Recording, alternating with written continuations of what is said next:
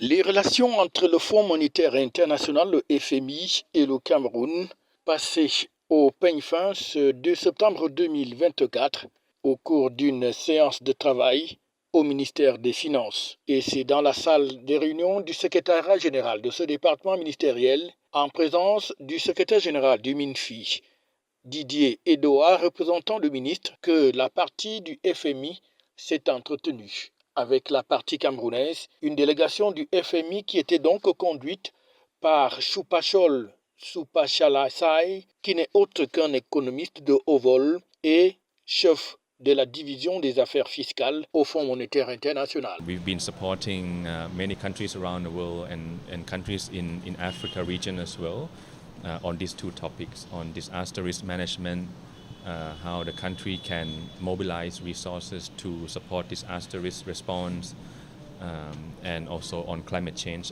policies as well. Yeah. So concretely, what are some of the things that you bring in? What is the input in terms of prevention and mitigation?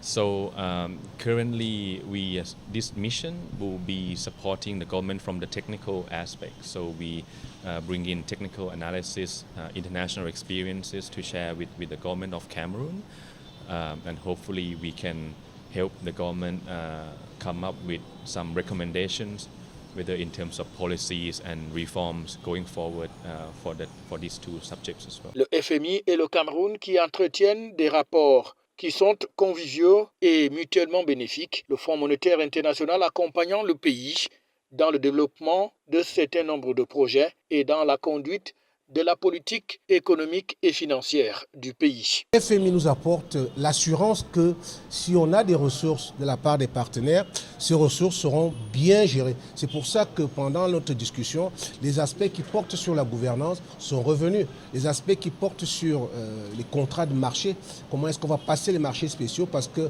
lorsque quelque chose n'est pas prévisible, on ne va pas prendre du temps pour passer un marché qui va prendre 2 mois, 3 mois. Il faut intervenir immédiatement. Donc, on va certainement recevoir des soutiens de nos partenaires.